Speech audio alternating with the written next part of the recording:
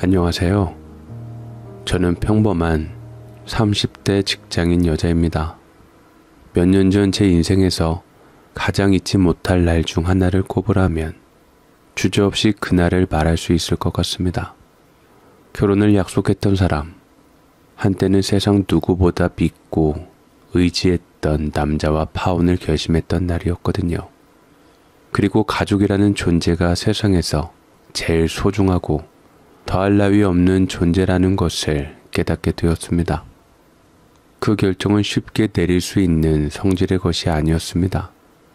시간도 마음도 가족의 기대도 그 모든 게 얽혀 있었기에 단순한 감정의 문제가 아니었고 차라리 제 자존심 하나쯤 꺾고 참고 견디면 지나갈 수도 있었던 일이었습니다. 하지만 그날 예비시댁 식구들이 보여준 태도, 그들이 제 아버지를 향해 내뱉은 말들, 그 싸늘한 눈빛과 비웃음을 저는 평생 잊지 못할 것이겠죠. 우리 아버지는요, 말 그대로 성실함 그 자체이신 분입니다. 그 흔한 과장도 꾸밈도 없이 땅에 발을 딛고 살아오신 분이지요. 지금도 새벽같이 나가셔서 이삿짐을 옮기고 밤에는 대리운전을 하십니다. 하루 두 벌의 옷을 입고 두 번의 일을 하시는 삶을 수십 년째 이어오고 계신 거죠. 어떤 날은 대리운전을 마치고 돌아오신 시간이 새벽 4시였는데도 2시간 눈 붙이시곤 다시 이삿짐 차를 끌고 나가시는 모습을 볼 때면 저는 자꾸만 가슴이 뭉클해져 아무 말도 할 수가 없었습니다. 어린 시절 아버지의 얘기를 들은 적이 있어요. 아버지는 그날이 가장 후회되듯 교훈을 들려주려는 듯 자식들에게 말을 했죠. 가난했던 유년 시절 하루 세 끼를 챙기기 어려웠던 날들이었지. 하루는 옆자리에 앉은 친구의 도시락이 너무나 먹음직스러워 보였다. 그 도시락을 몰래 열어볼까, 반찬 하나쯤 슬쩍 가져올까, 그런 생각이 스쳐 지나갔지만 나는 조용히 주먹을 꼭 쥐었다. 내가 지금 이걸 훔치면 내 인생은 앞으로도 남의 걸 탐하는 인생이 될 거야 라고 나를 다독였지. 아버지의 말을 듣고 저희 자매는 고개를 끄덕거릴 수밖에 없었습니다. 아버지는 그 다짐 하나로 평생을 정직하게 살아오신 겁니다. 그 말씀을 들은 날 저는 많이 울었습니다. 아버지는 그저 웃으며 지켜야 할 건 별게 아니야. 딱 하나라도 내가 정한 마음을 안 무너지게 지키는 거지 라고 하셨지만 저는 그 말이 얼마나 무겁고 대단한 것인지 그날 처음 알았던 것 같습니다. 그 후로 아버지는 어떤 일이든 피하지 않으셨습니다. 무거운 짐을 지게 되는 일이 있다면 제일 먼저 팔을 걷어붙이셨고 사람들이 꺼리는 일일수록 더욱 묵묵히 감당하셨습니다. 아버지는 식구들을 위해서 밤낮 없이 일한 돈을 한 푼 두 푼 모아 마침내 중고 용달차 한 대를 장만하셨습니다. 당시 그 낡고 투박한 외관의 차가 우리 가족에게는 세상 그 무엇보다 빛나는 보물이었죠. 처음 그 차를 몰고 집 앞에 들어오신 날 아버지는 어색한 미소를 지으며 차 문을 열어 보이셨고 저와 엄마는 마치 새 집이라도 얻은 듯 두 손을 모아 박수를 쳤습니다. 이게 다 너희들 덕분이다. 앞으로는 이 차가 우리 밥줄이 될 거야. 그동안 고생했어요 여보. 그 말에 엄마는 조용히 수건으로 눈가를 훔치셨고 저는 아버지의 뒷모습을 바라보며 마음속 깊이 무언가를 새기듯 다짐했죠. 그 차로 가족이 함께 떠난 첫 드라이브는 지금도 제 기억 속에 선명하게 남아있습니다. 주유소에서 겨우 10,000원어치 기름을 채우고 편의점에서 삼각김밥 몇 개를 사서 돌아가며 나눠 먹던 그 소박한 여정. 하지만 차 안 가득 웃음이 흘렀고 창문 사이로 들어오던 바람은 그 어느 날보다 맑고 시원했습니다. 그 와중에도 아버지는 운전대를 잡은 채 끊임없이 백미러를 확인하시며 차를 걱정하고는 말씀하셨습니다. 무리 가지 말자. 천천히 가자. 차에 무리 주면 안 돼. 라고 중얼거리셨고 엄마는 그런 아버지를 힐끔 보며 웃으셨습니다. 모처럼 외출인데 오늘은 일 생각 좀 접고 그냥 달려요. 그리 웃으셨습니다. 저는 그 순간을 잊을 수 없습니다. 앞만 보고 달려오던 우리 가족이 비로소 멈춰서 서로를 바라보며 웃을 수 있었던 시간이었기에 그 드라이브는 단순한 여가가 아니라 우리 삶에 처음으로 들어선 평온이자 작은 기적 같은 순간이었습니다. 그러던 어느 날 우리 집의 운명이 조용히 그러나 결정적으로 바뀌기 시작한 계기가 생겼습니다. 그날도 아버지는 평소처럼 이삿짐 업체의 유니폼을 입고 새벽 일찍 집을 나서셨습니다. 그날의 작업은 꽤 큰 집이었고 의뢰인의 가족력도 어느 정도 있는 듯 보였다고 하셨습니다. 집안 곳곳에 오래된 가구들과 고가의 도자기들이 자리 잡고 있었고 포장 하나를 하더라도 각별히 조심해야 하는 분위기였기에 아버지는 동료들과 함께 평소보다 훨씬 더 신경을 곤두세우고 일을 하셨다고 합니다. 하지만 이삿짐 작업이 끝나고 집으로 돌아오는 길 함께 일하던 동료가 얼굴이 창백해져서는 갑자기 아버지에게 다가왔습니다. 형님, 이거 큰일 났습니다. 분실된 물건이 하나 있었던 것 같은데 고객님이 그거 찾아오라고 난리가 아니에요. 뭐? 고객님 물건을 잃어버렸단 거야? 네, 아무리 찾아도 없어요. 고객님도 지금 이사 비용은 물론이고 변상 청구할 거라고 화가 많이 나셨는데 금액이 3억 원이래요. 이사를 도왔는데 그만 그 집에서 갑오를 잃어버렸던 것이었죠. 발등에 불 떨어진 것처럼 난리가 났고 아무리 보험을 들었다고 해도 3억이나 되는 큰 갑오를 물어주기가 쉽지 않았을 뿐더러 아버지가 당시에 봤을 때 거짓말하는 게 아닌 것처럼 느껴졌기에 한번 목숨 걸고 찾아보기로 하셨답니다. 주인들은 아버지와 동료들이 갑오를 가져간 것이라고 짐작하고 경찰에 신고하겠다 했고 아버지는 3일만 말미를 달라고 어떻게 해서든 찾아서 가져가겠다고 했는데 결국 샅샅이 뒤진 아버지의 끈질김 덕분에 갑오를 찾을 수 있었습니다. 이걸 어떻게 찾았습니까? 숨기고 있다가 보상을 바라고 가져온 건가요? 아닙니다. 이삿짐을 운반하다가 떨어뜨린 건데 그게 낡은 그림이라 재활용품에 누가 주워서 버렸다고 하더라고요. 제가 재활용품 쪽으로 가서 쓰레기 하나하나 다 뒤져서 밤새 찾아낸 겁니다. 아버지의 손엔 작은 나무 상자가 들려 있었고 그 속엔 오래된 금장 장신구와 문서 몇 장, 그리고 작은 그림 하나가 들어있었다고 했습니다. 아버지는 그 상자를 들고 멍하니 서 있다가 곧장 차를 돌려 고객님 댁으로 향했고 문을 열어준 고객님은 그 상자를 본 순간 이게 맞다고 했고 아버지를 의심했지만 나중에 CCTV로 아버지 말이 진심임을 알게 되었습니다. 진실을 알게 된 고객님은 아버지에게 그제서야 마음을 풀고 내려놨습니다. 이게 우리 집안 대대로 내려오던 갑오입니다. 저희 할아버지가 돌아가시기 전 마지막으로 남긴 물건이에요. 그 안에 있는 그림은 조선 말기 화가의 진품이고 문서 속엔 중조부가 나라에 바쳤던 독립자금 관련 기록도 있습니다. 이건 그냥 유물이 아니라 저희 가족의 역사입니다. 다행이다 싶었던지 고객님은 고맙다고 몇 번이나 이야기를 했고 오해해서 미안하다고 사과까지 했습니다.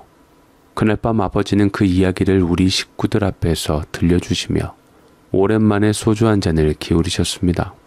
입에 술을 대어도 내내 눈빛은 맑고 단단했죠. 내가 남의 물건 손대지 말자고 평생을 살았더니 이런 날도 오는구나. 정직이 결국 내 몫을 돌려주는 법이지. 그날 이후 아버지의 인생도 우리 집의 흐름도 조금씩 달라지기 시작했습니다. 그렇게 잃어버린 갑오를 무사히 찾아들인 뒤 아버지는 예상치 못한 감사를 받게 되셨습니다. 그 일을 계기로 고객님은 이사한 집에 저희 가족들을 초대했던 것이었죠. 그래서 안으로 갔는데 진짜 집이 으리으리하고 참으로 좋더라고요. 300평 되는 삼성동에 있는 빌라인데 으리으리한 자태에 놀랄 수밖에 없었습니다. 그날 아버지는 평소보다 단정하게 다림질된 셔츠를 입고 거실에 앉아 계셨고 고객님은 단순히 고마움이란 말 한마디로는 도저히 부족하다며 직접 손수 마련한 정갈한 선물과 함께 아버지에게 내어드리고 가족들에게 더할 나위 없는 비싼 음식을 대접하게 되었습니다. 저는 살아생전 이렇게 비싸고 고급지고 맛있는 음식들은 처음 먹어봤습니다. 번지르르한 양갈비에 한우 스테이크에 값비싼 해산물 음식에 배가 터지도록 먹어도 모자라 음식들을 더 싸주었는데 어머니는 참 고마워하셨습니다. 고객님은 따뜻한 차 한 잔을 앞에 두고 조용히 이런 말씀을 꺼내셨습니다. 사실 제 남편이 꽤 오랜 시간 고위직 공무원으로 일해왔습니다. 말씀드릴 수는 없지만 공공개발과 관련된 일들도 종종 다뤄왔지요. 이런 인연이 생겼으니 저도 작은 보답이라도 드리고 싶어요. 그리고 그 사람은 조심스레 봉투 하나를 내밀었습니다. 그 안엔 복잡한 지도와 도면, 그리고 메모가 빼곡히 적힌 종이 몇 장이 담겨 있었는데 그중 한 장에 크게 동그라미가 쳐진 위치가 눈에 띄었지요. 여기가 곧 개발이 시작될 곳이에요. 공식 발표까지는 시간이 좀 남았지만 지금 이 시기에 땅을 조금이라도 확보하신다면 말 그대로 기회가 될 겁니다. 처음엔 아버지도 반신반의하셨습니다. 그동안 수없이 정보라는 이름으로 허무한 꿈을 파는 사람들을 봐오셨기에 그 말 하나만 믿고 움직이기엔 부담스러웠던 겁니다. 하지만 고객님의 태도엔 일말의 허세도 없었고 무엇보다 그녀가 보여준 신뢰와 감정의 진정성이 아버지의 마음을 움직였던 것 같습니다. 그래서 아버지는 깊은 고민 끝에 평생 모아둔 돈 중 일부를 꺼내 그 땅에 투자하시기로 결심하셨습니다. 엄마는 밤마다 전전긍긍하며 괜찮을까? 우리 이 돈 잃으면 어쩌지 하고 걱정하셨지만 아버지는 단호하게 고개를 저으며 말했습니다. 이번엔 땅을 믿는 게 아니라 내 손으로 지켜낸 진심을 믿어보자. 그래도 이건 좀 무모한 투자 아닐까요? 저 말을 어디까지 믿어야 될지도 모르겠고 사기일 수도 있고. 그런 말 마. 저 집 사는 거 가봤잖아. 저런 고객님이 뭐가 아쉬워서 쥐꼬리만한 내 돈을 탐내겠어? 정말 고마우니까 그런 거지. 한번 믿어봅시다. 혹시 알아? 우리가 그야말로 인생 역전을 할지? 그 한마디가 우리 가족에게 얼마나 큰 변화를 가져올지 그땐 아무도 몰랐습니다. 아버지는 결국 그 말을 믿고 전 재산을 털어 그 땅을 사셨습니다. 작은 집을 담보로 잡고 쥐고 있던 적금까지 해지해가며 온몸을 던지듯 어렵게 마련한 돈을 한순간에 거기에 쏟아 부으셨습니다. 한 번쯤은 우리도 기회를 잡아보자.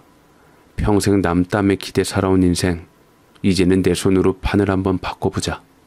그 말에 우리 모두는 불안한 마음을 딛고 말없이 고개를 끄덕였고, 비록 조마조마한 마음이 있었지만 아버지를 믿었기에 그 믿음 하나로 우리 가족은 다시 희망을 품기 시작했습니다. 하지만 얼마 지나지 않아 마치 하늘이 악이라도 품은 듯한 소식이 전해졌습니다. 개발이 예정되었던 지역의 프로젝트가 정권 교체와 예산 삭감, 그리고 민원 갈등으로 인해 전면 취소되었다는 것이었습니다. 그리고 그 발표가 나간 직후 사람들은 우르르 빠져나갔고 그 땅의 가격은 급속도로 가라앉아 버렸습니다. 그 땅은 단숨에 기회의 땅에서 버려진 땅으로 전락했고 우리는 한순간에 가진 것을 모두 잃고도 아무 말도 할 수 없는 입장이 되어버렸습니다. 은행에선 재촉이 시작되었고 대출이자에 허덕이던 엄마는 눈물로 베개를 적시기 일쑤였으며 저는 회사를 마치고 돌아와 그날 뉴스 화면을 보다가 나도 모르게 핸드폰을 바닥에 내던진 적도 있습니다. 아버지는 그 소식을 들은 날 밤 하루 종일 말씀이 없으셨습니다. 밥도 드시지 않고 작은 마당 한켠에 놓인 낡은 플라스틱 의자에 앉아 고개를 숙인 채 한참을 앉아 계셨는데 그 뒷모습이 처음으로 제가 알던 아버지가 아닌 것처럼 느껴졌습니다.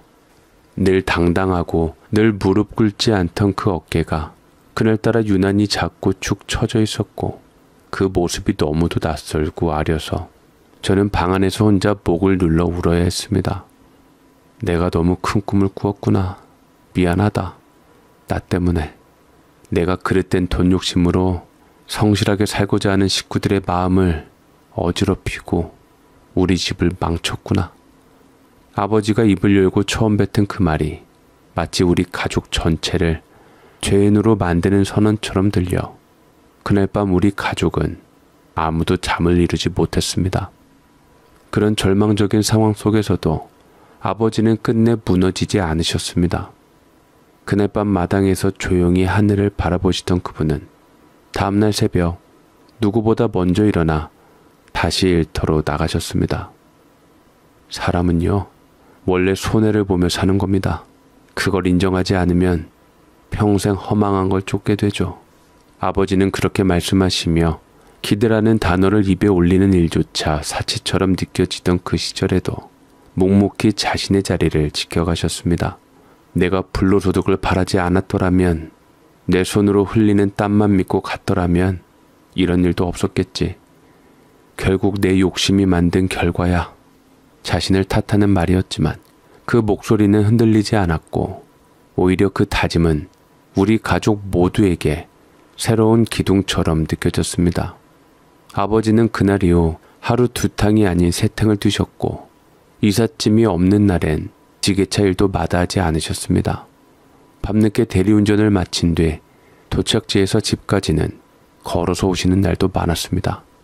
교통비라도 아끼자며 그분의 어깨 위엔 빚이라는 짐이 있었고 마음속엔 가족을 지켜야 한다는 더 무거운 책임이 자리하고 있었지만 아버지는 그 어떤 날도 불평하지 않으셨습니다. 오히려 식탁에 앉아 계시면 오늘은 짐이 무거운 대신 사람이 좋아서 하루가 참 순하게 흘렀다. 손님 중에 나처럼 늦게까지 일하는 사람이 또 있더라. 서로 웃으며 인사하고 헤어졌다. 이런 작은 미소가 담긴 이야기들을 들려주셨지요. 우리는 그 미소에 매일같이 울컥했습니다. 한 번 무너졌던 삶 위에 다시 벽돌 하나하나를 쌓아 올리는 아버지를 보며 저는 세상에 준 상처보다 그 상처를 껴안고 다시 일어서는 인간의 힘이 얼마나 강한지를 배웠습니다. 다른 건 몰라도 아버지는 늘 우리에게 미안하다고 하셨습니다.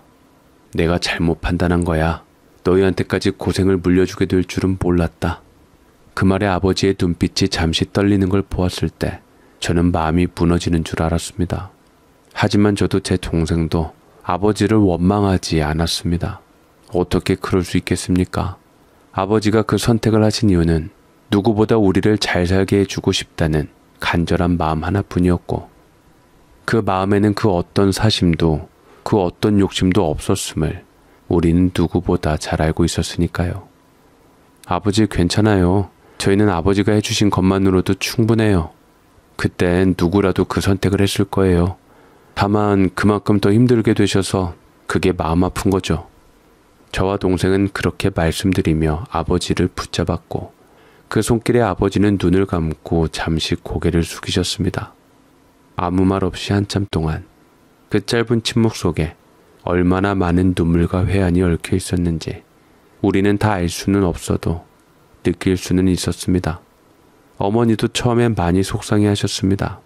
말은 안 하셨지만 한밤중 혼자 안방불을 켜놓고 앉아 계시는 날이 많았고 가끔 식탁 앞에 앉아 멍하니 반찬을 바라보다 눈물을 훔치시는 모습도 봤지요. 그런데도 어머니는 끝끝내 아버지를 탓하지 않으셨습니다. 당신이 그렇게 정했으면 나도 따라야지. 이 집은 우리 둘이 같이 세운 집이고 이 고생도 우리 둘 몫이니까. 그 말씀을 하시곤 다음날 아침엔 평소보다 더 일찍 일어나 시장에 가셨고 예전 일하시던 식당에 다시 연락을 드려 아무 조건 없이 다시 일하겠노라 말씀하셨습니다. 나는 사람들 밥 차려주는 일이 좋더라. 쓸모있는 느낌이 들어서. 그 말과 함께 어머니는 앞치마를 고쳐 매셨고 우리는 그 모습에서 또 한 번 힘을 얻었습니다. 그렇게 우리 가족은 무너진 자리에서 다시 조심스럽게 일어섰습니다. 여전히 빚은 남아있고 삶은 빠듯했지만 그 어떤 원망도 없이 서로의 마음을 안아주며 아무도 뒤를 돌아보지 않았습니다. 저와 동생은 부모님께 조금이라도 힘이 되고 싶다는 마음 하나로 각자의 자리에서 열심히 공부했습니다. 사실 저는 머리가 비상한 편은 아니었습니다. 공부를 잘한다고 말하기는 부끄러웠지만 교과서 한 줄을 놓치지 않으려고 새벽까지 졸린 눈을 비비며 책상 앞에 앉아 있었고, 아르바이트를 마친 뒤 땀에 젖은 옷 그대로 독서실에 앉아 있던 날도 많았습니다. 그렇게 흘려보낸 몇 해 끝에 저는 서울의 한 전문대학교에 입학하게 되었고, 결과만 놓고 보면 그리 대단한 성취는 아니었지만 제겐 누구보다 값진 결과였고, 아버지와 어머니는 마치 서울대학교에 합격한 것처럼 저를 두 팔 벌려 안아주셨습니다. 그날 아버지는 동네 분들에게 우리 딸 서울 가요라며 몇 번이나 자랑하셨고, 어머니는 장터에서 묵은지와 돼지고기를 사오셔서 제 입학을 축하하는 김치찜을 끓여주셨지요. 제 여동생은 저보다 머리도 좋고 성실한 아이였습니다. 항상 조용히 자기 자리를 지키며 묵묵히 할 일을 해내는 아이였기에 결국엔 지역에서 꽤 이름 있는 국립대학교에 당당히 합격했고, 그 소식을 들은 날 아버지는 어깨를 들썩이며 우리 딸들이 다 해냈다며 연신 눈시울을 붉히셨습니다. 그 무렵 저는 소개팅으로 한 남자를 만나게 되었습니다. 처음엔 큰 기대 없이 나갔던 자리였는데 그 사람과 눈을 마주친 순간 뭔가 낯설지 않는 따뜻함이 가슴 안쪽으로 스며들었습니다. 그 사람의 이름은 함홍진이었고 저보다 2살 많은 남자였으며 언행이 조심스럽고 상대를 먼저 배려할 줄 아는 사람이었습니다. 특별히 잘생긴 외모도 아니고 그렇다고 허세를 부리는 사람도 아니었지만 그 사람과 함께 있으면 제 말에 온전히 귀 기울여주는 느낌이 들었고, 무엇보다도 대화를 나누는 내내 한 번도 휴대폰을 들여다보지 않는 모습에 그의 진심이 느껴졌습니다. 홍진이는 꽤 안정된 직장을 다니고 있었고, 이름만 대면 알 수 있는 중견기업에 근무하며 회사 내에서도 성실하고 신뢰받는 직원으로 평가받고 있었지요. 저보다 학벌도 좋았고 말하자면 조건도 저보다 낫다고 할 수 있었지만 그 사람은 단 한 번도 그런 걸 내세우거나 우월감을 드러낸 적이 없었습니다. 오히려 저를 있는 그대로 바라봐주고 제가 말끝을 흐릴 때마다 먼저 웃어주며 말했습니다. 괜찮아요. 저는 지금 이 모습이 참 좋거든요. 그 한마디가 그 사람이란 존재가 제 인생에 처음으로 사랑이라는 감정을 진심으로 느끼게 해주었습니다. 저는 처음부터 홍진이에게 제 사정을 솔직하게 털어놓았습니다. 겉으론 평범한 대학생으로 보일지 몰라도 우리 집은 빚을 지고 있고 아버지와 어머니는 아직도 새벽같이 나가 남의 일을 하시며 생계를 이어가고 있고, 저 또한 학비와 생활비를 감당하려면 알바를 여러 개 뛰어 있다고 말입니다. 저는 넉넉하지 않아요. 가진 것도 없고 지금은 누군가를 책임질 여유도 없어요. 내가 말하는 건 동정받고 싶어서가 아니라 그저 당신이 나를 있는 그대로 보고 판단해 주기를 바래서 그래요. 그 말에 홍진이는 조용히 제 손을 잡아주었습니다. 그 손길은 어떤 말보다 단단했고 위로였고 약속이었습니다. 나는요, 조건보다 사람이 먼저인 사람이에요. 그리고 지금 당신은 내가 만나본 사람 중에 가장 강하고 가장 따뜻한 사람이에요. 그런 당신을 좋아하는 걸 내가 왜 숨겨야 하죠? 홍진 씨, 그 한마디에 저는 울컥했지만 눈물을 참았습니다. 그 순간 저는 이 남자를 믿어도 되겠다는 확신이 들었습니다. 내가 감추지 않고도 사랑받을 수 있다는 경험, 그게 저에겐 처음이었으니까요. 그렇게 저희는 연인이 되었습니다. 그리고 그 연애는 단순한 사랑 노름이 아닌 함께 견디고 나아가는 삶 그 자체였습니다. 진이와 저는 무려 8년을 함께 했습니다. 좋을 때도 있었지만 세상의 바람에 휘청거릴 때도 많았고, 때론 서로에게 기대며 버티는 법을 배워갔습니다. 취업을 준비하며 주머니가 털릴 정도로 아끼던 시절, 진이는 퇴근 후 피곤한 몸을 이끌고도 제 하숙방 앞에서 컵라면 하나를 들고 서 있던 사람이었고, 제가 회사에 들어가고 지친 하루를 끝내며 문자를 보낼 때마다 오늘도 수고했어요. 우리 조금만 더 힘내요. 라고 답장을 보내주던 사람이었습니다. 그렇게 우리는 알콩달콩 뜨겁고 아름다운 젊은 청춘날 함께 시간을 보내며 행복해했고, 서로의 감정을 이해하며 하루하루 시간을 보냈습니다. 그렇지만 우리의 찬란했던 사랑은 세월에 따라서 빛을 발하게 되었고 7년이 지나자 시들기 시작했습니다. 그때 우리 둘 다 각자의 자리에서 조금은 자리를 잡게 되었을 때 우리는 자연스럽게 결혼 이야기를 꺼내게 되었습니다. 결혼을 하면 이 무뎌진 관계가 다시 회복될 수 있을 거라고 저는 자연스럽게 믿게 되었던 것이었지요. 하지만 그토록 오랜 시간 함께했고 서로의 지난 날을 다 알고 있다고 믿었던 홍진이가 결혼을 말하면서도 좀처럼 저를 부모님께 데려가지 않았던 이유를 저는 그때서야 어렴풋이 눈치채기 시작했습니다. 결혼이 보챈다고 되는 일이야? 조금만 더 기다려 달라니까 왜 이렇게 참을성이 없어? 우리 부모님 성격 알잖아. 까다롭고 형식적인 거 좋아하셔. 나중에 제대로 소개하고 싶어서 그래. 그 사람은 그렇게 말했지만 저는 그 말이 어느 순간부터 너무 반복된다는 걸 느꼈습니다. 3년 차에도 5년 차에도 그리고 결혼을 이야기하던 8년 차에도 그의 부모님은 저를 한 번도 만나지 않았습니다.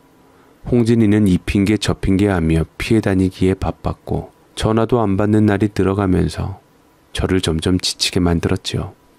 저희 집에서도 제가 결혼 정령이가 훌쩍 지나버렸으니 결혼할 날만을 손꼽아 기다리시는 것 같았지만 눈치를 주진 않으셨습니다. 하지만 제가 마음이 불편했고 어찌해야 할지 저도 가늠이 잘 안 되었지요. 그러다 어느 날 우연이라기엔 너무 잔혹한 장면을 마주하게 되었습니다. 주말 오후 약속이 취소되어 무심코 들른 카페 앞 테라스에서 진이가 어떤 여자와 마주 앉아 있는 모습을 본 겁니다. 두 사람 사이엔 격식 있는 대화가 오가고 있었고 여자의 옆에는 꽃다발이 놓여 있었으며 홍진이는 나긋하게 웃고 있었습니다. 마치 지금껏 나와 보이던 얼굴이 아닌 처음 보는 표정으로 그 여자는 저보다 훨씬 어려 보였고 뚜렷한 이목구비에 잔잔한 메이크업, 목에 걸친 진주 목걸이와 명품백, 손끝까지 정돈된 모습에서 자연스럽게 느껴지는 고급스러움이 있었습니다. 딱 봐도 좋은 집에서 자라고 부족함 없이 살아온 여자 같았지요. 저는 순간 몸이 굳은 채로 그 자리에 얼어붙었습니다. 들키지 않기 위해 다리에 힘이 풀리는 걸 억지로 참아가며 길가로 비껴나오면서도 눈길은 떼지 못했습니다. 홍진이와 함께했던 8년이라는 시간 동안 우리는 특별한 데이트를 해본 적이 거의 없었습니다. 주머니 사정을 아는 사이였기에 우리가 가는 곳은 늘 똑같은 분식집, 가끔은 국수 한 그릇 말아주는 작은 식당, 기분 내고 싶을 땐 시장통 안에 있는 곱창집 정도가 전부였죠. 그마저도 홍진이는 이런 데가 더 정겹고 좋지 않냐며 웃어줬고 저 역시 그런 소박함의 행복을 느끼며 레스토랑과 호텔 뷔페 같은 것들을 꿈에서나 그리며 꾹꾹 눌러왔습니다. 그런데 그날 그 자리에서 제가 본 광경은 제가 알던 홍진이와는 전혀 다른 세계에 살고 있는 사람이었습니다. 그는 또렷한 조명 아래 고급스러운 레스토랑의 한켠에서 그 여자와 와인을 들고 웃고 있었습니다. 불빛 아래 번쩍이는 잔, 코끝으로 가져가는 동작조차 매끄러웠고 스테이크를 썰어주는 손짓은 내 앞에서는 한 번도 보여주지 않았던 낯선 다정함이었습니다. 그 모습을 보는 순간 제 머릿속에서 무언가가 끊어졌습니다. 참을 수 없는 분노와 배신감, 그리고 허탈함이 가슴 깊은 곳에서 솟구쳐 올라 저는 그대로 다가가 테이블 앞에 섰습니다. 진이는 순간 흠칫 놀라며 고개를 들었고 그 여자는 어머하며 눈을 동그랗게 떴지만 저는 한마디 말도 없이 그의 접시에 놓인 스테이크 조각을 집어들고 그 얼굴에다 힘껏 문질렀습니다. 홍진이는 엉겁결에 스테이크를 뒤집어 쓰게 되었고 벌떡 일어나 이게 무슨 짓이냐며 제게 악을 쳤는데 때마침 촉촉한 고기 기름과 소스가 그의 볼을 타고 흘러내렸고 식당 안은 한순간에 숨소리조차 사라질 만큼 조용해졌습니다. 왜 남의 시선 신경 쓰이기는 하니? 나랑 8년 연애하면서는 곱창이나 처먹더니 이제는 고기 썰어주는 여자 생겼네? 그래, 잘 먹고 잘 살아라. 나는 오늘부로 너 같은 놈 사람 취급도 안 해. 홍진이는 악을 치며 제게 욕지거리를 하려 했지만 저는 그 말을 내뱉은 뒤 심장이 뛰어 미칠 것 같았고 손은 떨리고 다리에 힘이 빠졌지만 저는 이를 악물고 씩씩거리며 그 자리를 벗어났습니다. 주변의 시선 따위 더 이상 부끄럽지 않았습니다. 그보다 사랑이라는 이름으로 제가 얼마나 오래 속고 있었는지 그 진실이 저를 산산조각 내고 있었기 때문입니다. 그날 그렇게 홍진이 얼굴에 스테이크를 문대고 돌아섰을 때 제 감정은 끝을 향해 가는 줄만 알았습니다. 울분이 가슴을 밀어올렸고 손끝은 떨렸으며 가슴속 깊이 차오르는 분노와 상처는 말로 다 표현할 수 없을 만큼 뜨거웠지만 그 모든 감정을 끌어안고 나는 떠났고 그가 날 따라오지 않아도 이제는 끝났다고 생각했습니다. 하지만 한편으로는 어리석게도 마음 한구석에선 그가 전화를 걸어오길 바랬습니다. 문자 한 줄이라도, 미안하다는 말 한마디라도, 혹은 변명이라도 좋으니 그가 나를 붙잡기를 바라고 있었던 겁니다. 그렇게 하루 이틀 그리고 일주일이 지나도록 그에게선 어떤 연락도 없었습니다. 아무 일도 없었다는 듯, 모든 시간이 혼자만의 오해였다는 듯 그는 조용했고 그 침묵은 무엇보다 잔인했습니다. 저는 그제야 우리가 끝났다는 사실을, 아니 나 혼자 사랑했고 나 혼자 믿었다는 사실을 뼈저리게 받아들일 수밖에 없었습니다. 그렇게 정리된 줄만 알았는데 모든 것이 끝났다고 마음을 내려놓고 있던 어느 날 몸이 이상하게 무겁고 속이 자주 뒤집히기 시작했습니다. 처음엔 스트레스 탓이라 여겼지만 날짜가 지나도 그날은 오지 않았고 결국 떨리는 손으로 약국에서 테스트기를 사들고 화장실 문을 닫았습니다. 그리고 그 두 줄을 본 순간 숨이 멎는 줄 알았죠. 온몸에서 피가 빠지는 것처럼 힘이 빠졌고 눈앞이 하얘지며 세상이 무너지는 느낌이었습니다. 제가 임신을 한 것이었습니다. 혼전 임신. 그것도 이미 끝난 남자와 그 사실을 들여다보는 것이 고통스러워 며칠을 집안에 갇혀 울고 또 울었습니다. 하지만 아무리 제가 이 아이를 포기하겠다고 다짐해도 그 아이의 아버지인 홍진이에게 이 사실을 알리는 것만큼은 끝까지 저의 몫이라고 생각했습니다. 그 사람에게 말은 해야지. 아이를 포기할지 말지 결정은 내 몫이지만 알고도 외면하게 할 기회조차 주지 않는 건 나까지 비겁해지는 거니까. 저는 더 이상 기다리지 않기로 했습니다.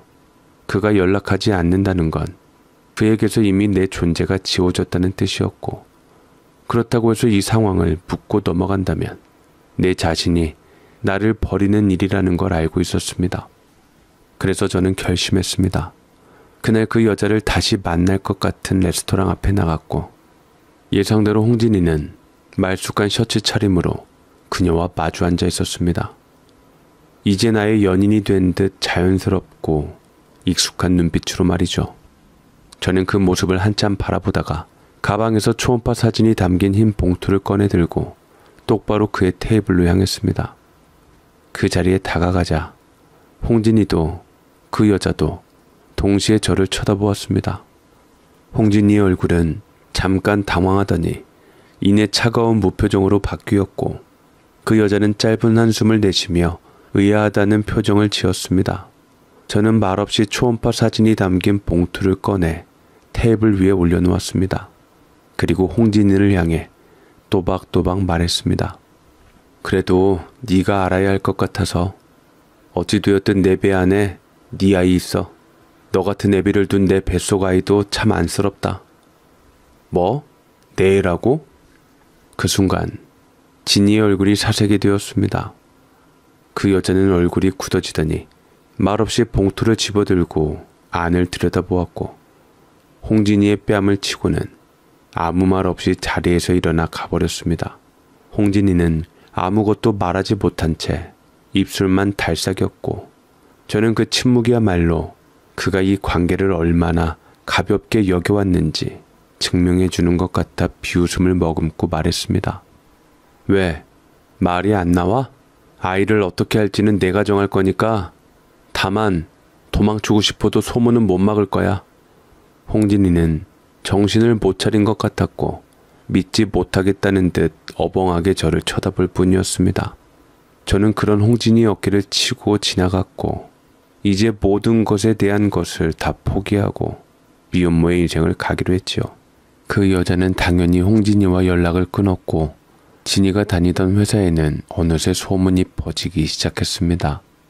아니, 홍진 씨가 오래된 여친 두고 양다리를 걸쳤다고 하더라고. 어쩌려고 그러는지. 아니, 그렇게 쓰레기였어? 해도 너무하네. 그렇게 안 봤는데 어떻게 사람으로서 그럴 수가 있어? 양다리를 걸쳤다는 것만으로도 사람들에게는 이미 그가 어떤 사람인지 낙인이 찍히기 시작했지만 거기에 전 여자친구를 임신시켜 놓고 모른 척 했다는 소문까지 돌게 되자 그의 평판은 순식간에 바닥을 쳤습니다. 회사 안에서는 그를 대놓고 욕하지는 않더라도 사람들이 눈을 피하거나 작은 회식 자리에서도 자연스럽게 그를 빼고 일정을 잡는 일이 잦아졌고 프로젝트 팀에서도 그를 전면에 내세우는 일을 꺼리는 분위기가 감지되기 시작했죠. 그런데 그보다 더 큰 문제는 그가 몸담고 있는 업계의 특성상 사생활과 신뢰도가 곧 업무 능력으로 연결된다는 점이었습니다. 같은 학교 출신, 같은 연수원 라인, 같은 거래처 사람들 사이에서 그 친구 요즘 말 많지 않냐? 일은 잘하는데 사람 됨됨이가. 이런 말이 한두 번 오가기 시작하면 다시는 회복할 수 없는 이미지 손상으로 이어질 수밖에 없다는 걸 홍진이는 누구보다 잘 알고 있었을 겁니다. 그래서였을까요? 처음엔 연락을 피하고 제 전화를 받지 않던 그가 며칠이 지나자 조심스레 메시지를 보내오기 시작했습니다. 잘 지내고 있냐는 이제 와서 너무도 공허하고 무의미한 인사말로 시작된 그 연락은 점점 만나서 이야기하자는 쪽으로 방향을 틀었고 마침내 직접 저를 찾아와 말했습니다. 내가 너 책임질게. 어차피 이렇게 된 거 우리 결혼하자. 이 상황에서 어떻게든 제대로 마무리 짓자. 그 말에 저는 잠시 숨을 멈췄습니다.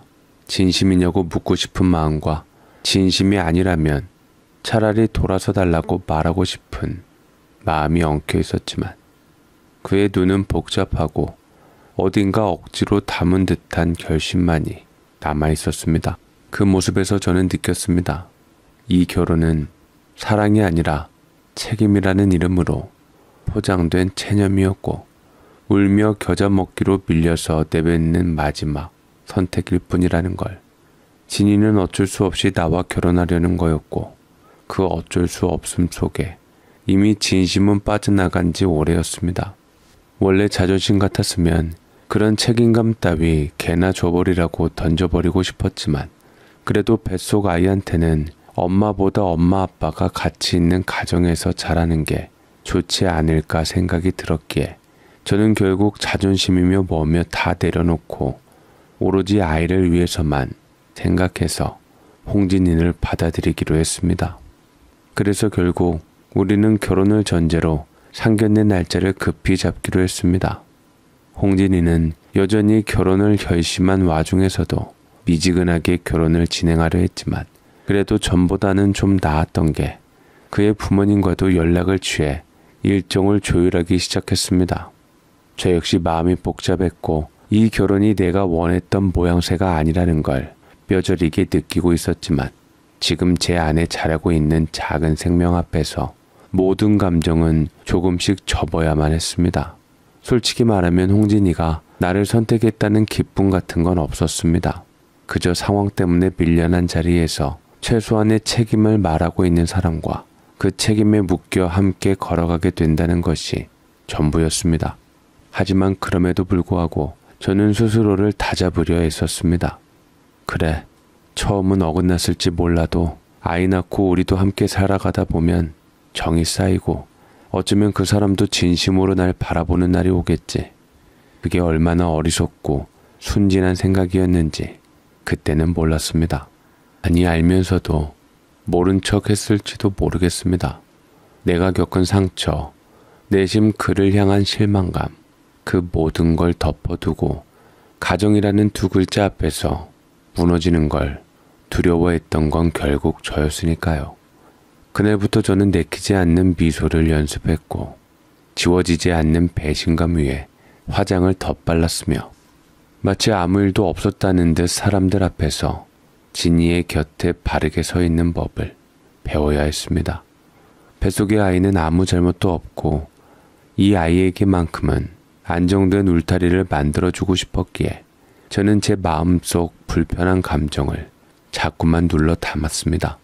이 결혼이 어긋난 선택이라는 걸 알고 있었지만 그래도 정말 그래도 혹시 모르지 아이가 태어나면 이 사람도 달라지지 않을까. 그 일만의 기대 하나를 저는 끝끝내 놓을 수가 없었습니다.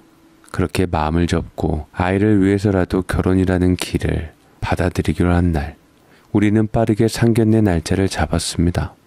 모든 것이 급하게 흘러갔고 저는 내심 불안했지만 진이가 그토록 상견례를 서두르는 걸 보면 이제라도 책임을 다하려는 거겠지라며 애써 마음을 다잡았습니다.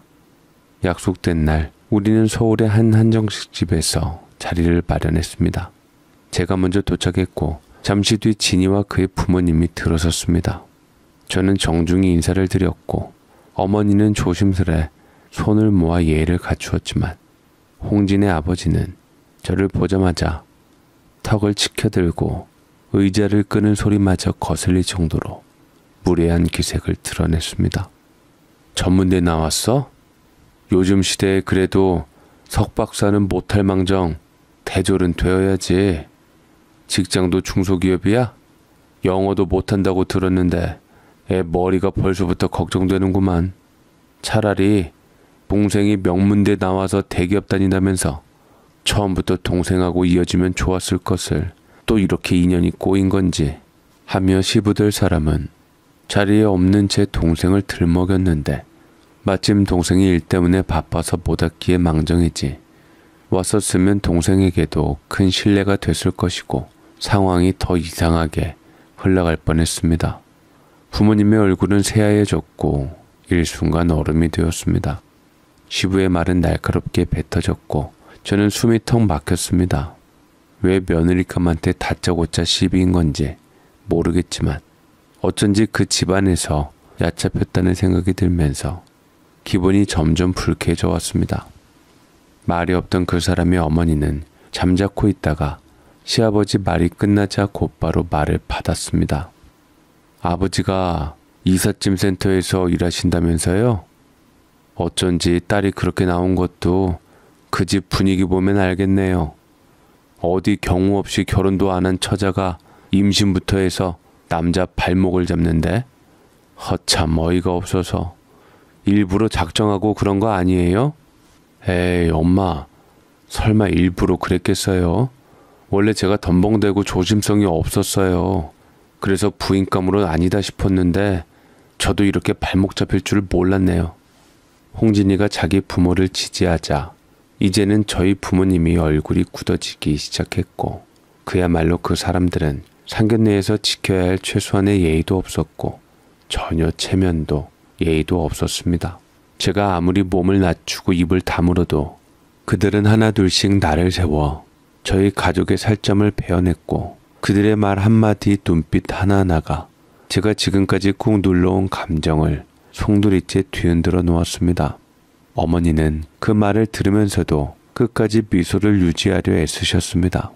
입술을 꼭 다물고 눈물을 삼키며 그래도 아이가 있으니 원만히 하자는 눈빛으로 저를 바라보셨지만 그때 아버지가 도저히 그 사람들의 말을 듣고 있을 수만은 없었던지 제 손을 잡고 벌떡 일어나셨습니다.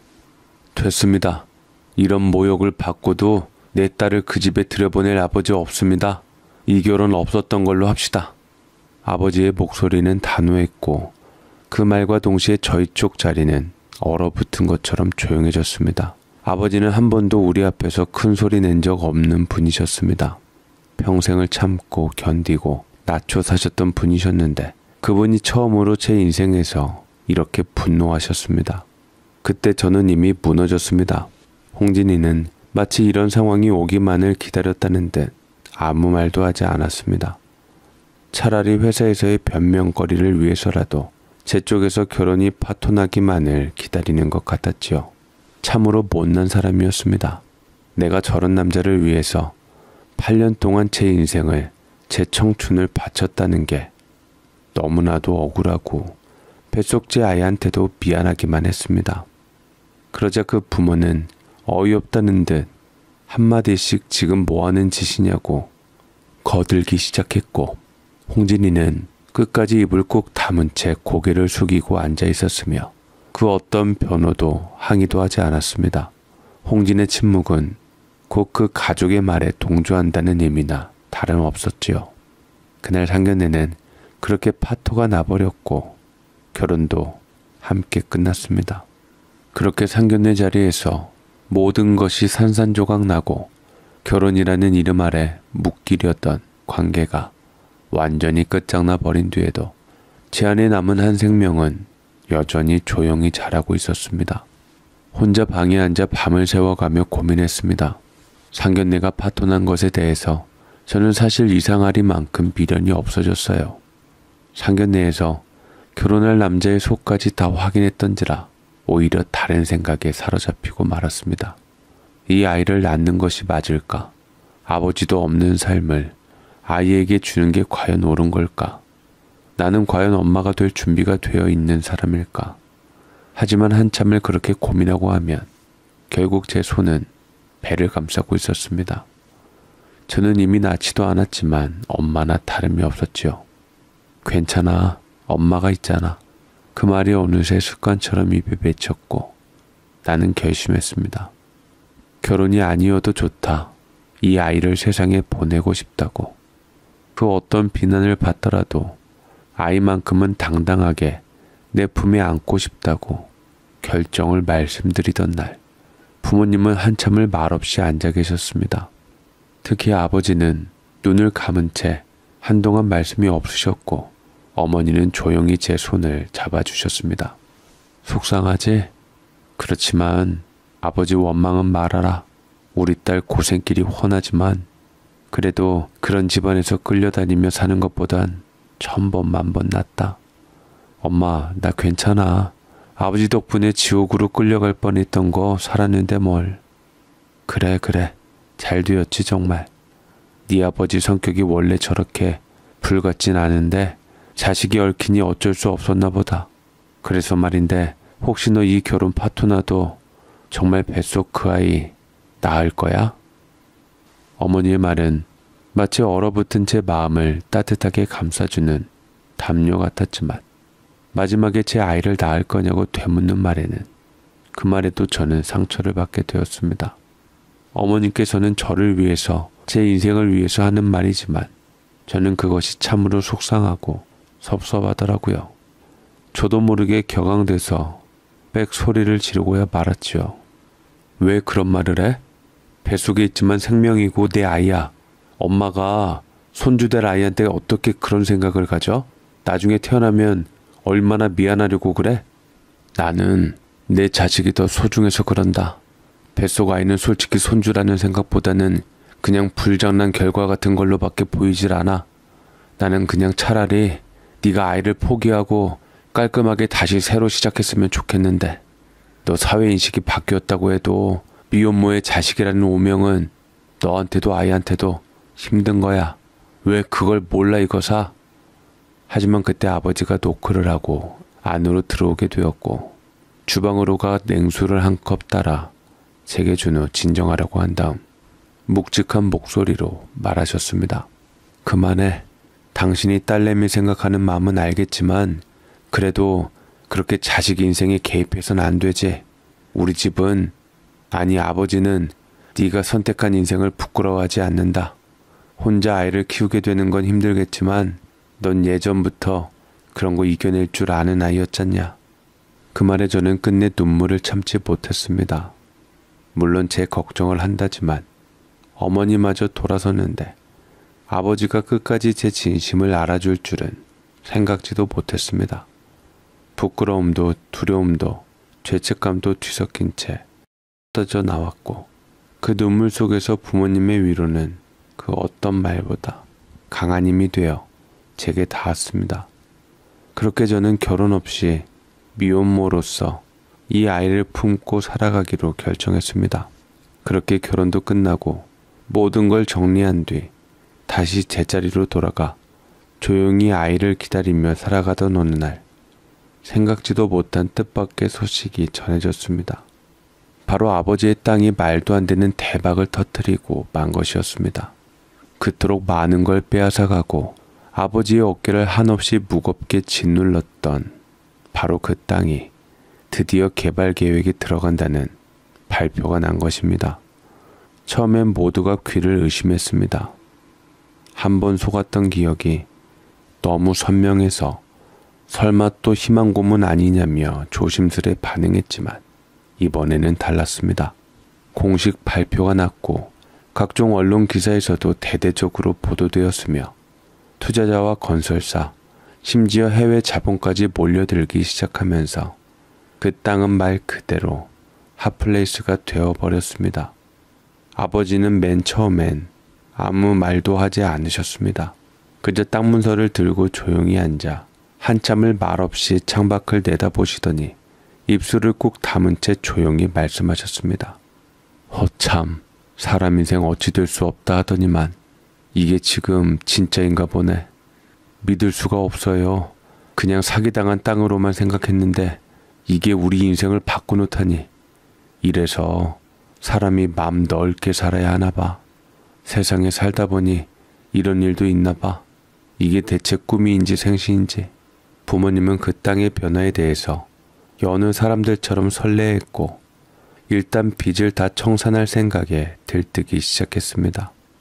하지만 그 땅값은 빚을 탕감할 정도가 아니라 정말 상상 이상이었습니다. 며칠 새 천정부지로 속기 시작하더니만 매매 문의는 하루에도 수십 통씩 쏟아졌고 최초 매입가의 20배 가까운 가격을 제시하는 사람들이 줄을 섰습니다. 그렇게 해서 저희 가족은 믿기 어려운 현실 속에 놓이게 되었습니다. 처음엔 작은 가능성 하나로 매입했던 그 땅이 결국엔 100억이라는 상상도 못한 자산으로 돌아온 것입니다. 한순간에 부자가 되었다는 말, 드라마에서나 나올 줄 알았던 그 일이 바로 우리 집에, 우리 아버지에게, 그리고 제게 찾아온 것이었습니다. 아버지는 그렇게 땅을 팔게 되었고 땅이 팔리자마자 제일 먼저 하신 일이 빚 청산을 다 털어버린 다음 우리 가족이 더는 바람맞지 않을 근사한 집부터 마련하는 것이었습니다. 그동안 빚에 시달려 허리 펴지 못하고 살던 단칸방을 벗어나 동생과 제 출근길 가깝게 햇살이 잘 드는 대도시 고급 빌라를 마련하게 되었고 그와 동시에 소규모 상가 건물도 매입하셨습니다. 이제 우리도 내 땅 밟고 내 집 열쇠 돌리며 살아야지. 남들 눈치 보며 살던 세월은 여기서 끝이다. 그리고 아버지는 조용히 저와 동생을 불러 말씀하셨습니다. 너와 네 동생한테도 집 한 채씩 해주마. 돈이란 건 찾아왔지만 신기루처럼 날아갈 수도 있는 거라 뭐 하나 사두는 게 좋지. 네가 아이 데리고 살아갈 터전은 아버지가 마련해 줄 테니까 이제는 아무 걱정 말고 네 삶만 잘 살면 된다. 그 말에 저는 울컥했지만 눈물을 꾹 참았습니다. 그동안 너무나 많은 걸 참고 버티며 살아온 아버지가 이제야 비로소 자식에게 해준다고 말할 수 있게 되었음을 느끼는 순간이었고 그 말 한마디에 제 안에 무너진 자존심이 서서히 다시 세워지는 듯한 기분이 들었습니다. 돈이 전부는 아니었지만 솔직히 말하면 돈은 중요했습니다. 그동안 참아왔던 수많은 것들, 먹고 싶었던 것, 사고 싶었던 것, 해보고 싶었던 것들, 그 모든 갈망을 묶어두고 살아왔기에 이제는 하나씩 꺼내어 나를 다시 채워주고 싶다는 생각이 들었습니다. 그래서 처음으로 명품이라는 걸 사보았습니다. 백화점 VIP룸에서 안내를 받으며 고른 가방 하나가 그저 가방 그 이상의 의미로 다가왔고 옷가게 거울 앞에 서서 비싼 원피스를 입어보며 예전 같았으면 상상도 못했을 금액을 결제하는 그 순간 내가 이제는 누구에게도 주눅들지 않아도 된다는 자신감이 작은 숨결처럼 제 가슴 안으로 스며들었습니다. 태어날 아이를 위한 준비도 차곡차곡 해나갔습니다. 신생아 침대, 아기옷, 유모차 젖병 소독기, 온습도 조절기까지 그동안은 꿈처럼 느껴졌던 모든 것들을 이제는 선택이 아니라 기본으로 갖출 수 있게 되자 저는 제 삶이 비로소 안정되고 방향으로 흘러가고 있다는 것을 실감할 수 있었습니다. 그러던 때에 생각지도 못한 곳에서 뜻밖의 재회를 하게 되었습니다. 한동안 제 머릿속에서 지워졌던 그 사람, 홍진이를 백화점 1층 행사장에서 마주친 것이었습니다. 그날은 명품관에서 아이용품 몇 가지와 제 옷을 고르고 나오는 길이었는데 팔에는 쇼핑백이 가득했고 주차장에는 새로 뽑은 외제차가 대기 중이었습니다. 그런데 제 시야 한켠에서 익숙한 실루엣이 들어왔습니다. 캠페인 부스에서 땀을 닦으며 유니폼을 입고 판촉 행사를 하고 있던 남자, 바로 홍진이었습니다. 처음엔 저도 그를 못 알아볼 뻔했지만 그도 마찬가지였는지 눈이 딱 마주친 순간 얼굴이 굳더니 헛기침을 하고는 제게 다가왔습니다. 너 여기 웬일이야? 이거 다 네 거야? 홍진이는 제 손에 들린 쇼핑백과 옆에 세워진 차를 번갈아 보며 믿기지 않는다는 눈빛으로 물었습니다. 저는 아무 대답도 하지 않고 그저 조용히 웃으며 말했습니다. 네 부모님이 괄시했던 우리 부모님 능력이지. 다 우리 아버지 능력으로 된 거야. 너랑 니네 부모님이 그렇게 깔보던 이삿짐 나르던 손으로 이렇게 재산 일구셨어. 뭐? 그게 진짜야? 그 말에 홍진이의 얼굴이 순간 창백해졌습니다. 입술이 바르르 떨리고 눈빛은 흔들렸고 그 모든 반응이 참 우습고도 씁쓸했습니다. 그날 이후 홍진이는 서서히 저에게 다시 연락을 해오기 시작했습니다. 처음엔 안부를 묻는 척하며 은근슬쩍 연락을 해왔죠. 몸은 괜찮아? 뱃속 아기는 잘 크고 있지? 그런 말을 슬그머니 흘렸고 그 다음엔 우리 예전엔 그래도 잘 맞았었잖아 라며 지나간 추억을 꺼내 들이밀기 시작했습니다. 그 눈빛이, 말투가 예전처럼 따뜻한 마음에서 나온 것이 아님을 저는 너무도 잘 알고 있었습니다. 이제 와서 그가 내게 다시 손을 내미는 이유는 사랑이 아니라 돈이 흐르는 자리로 돌아오고 싶은 욕심이라는 걸 제 눈과 귀와 가슴이 다 알고 있었으니까요. 그 뒤로 홍진이는 연락을 끊지 않았습니다.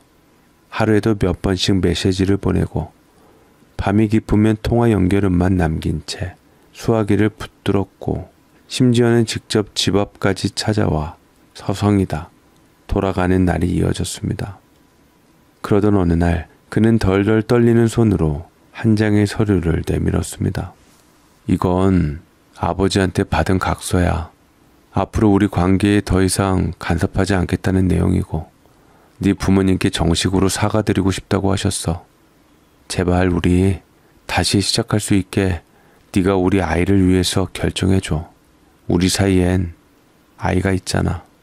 그렇게 정말로 그 부모라는 사람들도 강남의 우리 집까지 찾아왔습니다. 예전 그 날처럼 오만함 가득하던 얼굴은 온데간데 없고 잔뜩 몸을 낮춘 채 명절 인사하듯 고개를 조아리며 문을 넘었습니다. 어머니와 아버지는 겉으로는 차분하게 맞이하셨지만 속내는 얼마나 복잡하셨을지 저도 다 알지요. 하지만 적어도 그날만큼은 진심을 내비치는 것 같아 보여 저는 또 한 번 그 사람에게 기회를 주기로 했습니다. 그래, 아이를 위해서라도 한 번은 사람이 달라질 수도 있잖아. 모든 걸 바꾼 게 돈이라 해도 어쨌든 변화는 변하니까.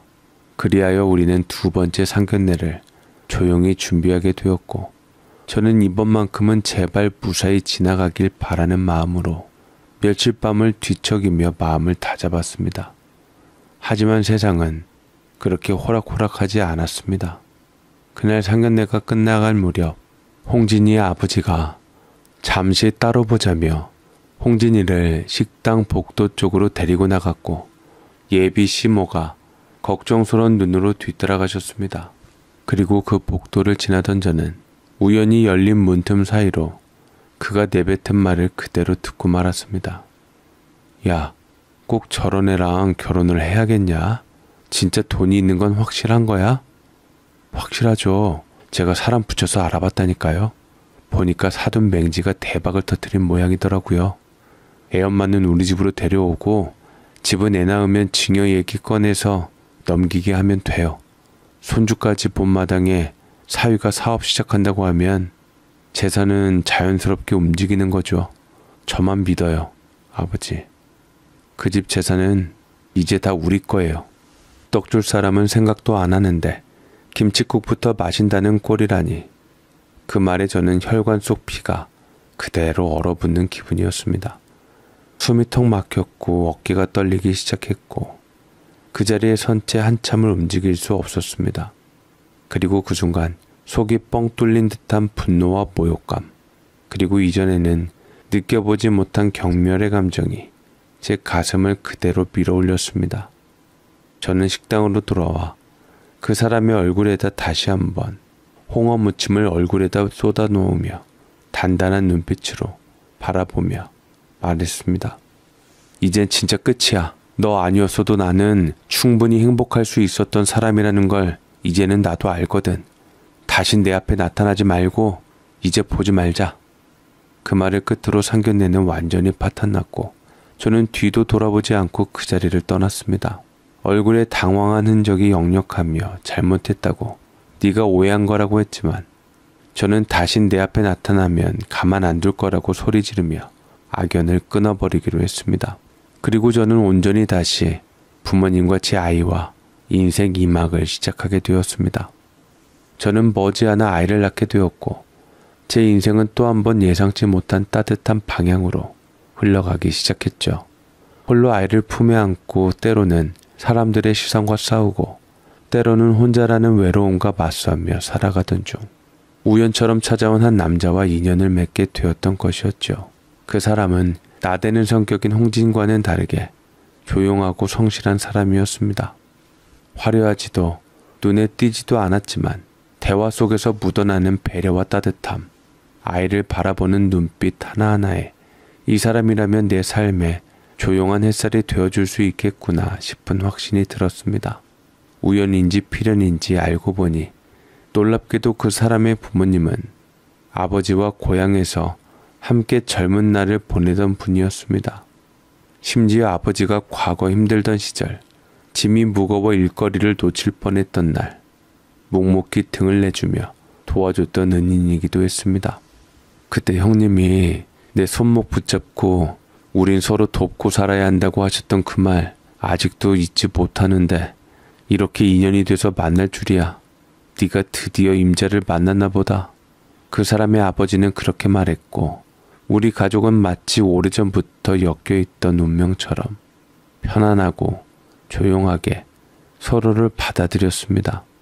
저는 다시 결혼을 하게 되었고 아이와 함께 새로운 가정을 꾸렸습니다.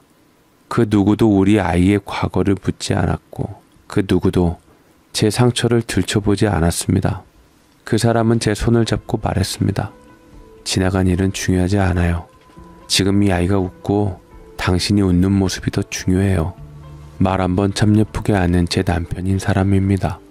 지금 저는 아이를 낳아 키우고 따뜻한 남편과 함께 작은 행복을 읽어가며 정기적으로 봉사활동을 나가고 있습니다. 한 달에 몇 번은 아이와 함께 지역 복지관을 찾아 어르신들께 밥을 드리고 작은 금액이지만 몇 군데 단체 후원도 이어가고 있죠. 돈이 생기면 처음엔 하고 싶었던 걸 해보게 되지만 시간이 흐르니 결국 마음이 머무는 곳은 사람이고 정이더군요. 이 세상에서 가장 소중한 건 화려한 조건도 뜨거운 사랑도 아닌 곁에서 함께 웃고 울어주는 가족이라는 걸 저는 늦게서야 깨달았습니다. 상처는 사람에게서 받았지만 결국 그 상처를 치유해 준 것도 사람이라는 것. 그래서 저는 오늘도 내가 받은 사랑을 누군가에게 조용히 되돌려주며 조금은 느리지만 바르게 살아가고 있습니다. 이것이 제 이야기입니다. 끝까지 들어주셔서 감사합니다. 그리고 지금 삶이 힘겨운 누군가가 있다면 꼭 전해드리고 싶습니다. 당신의 오늘이 끝은 아닙니다. 반드시 당신의 이름을 다시 부를 누군가가 저처럼 어딘가에서 다가오고 있을 테니까요. 제 사연 읽어주셔서 감사드립니다.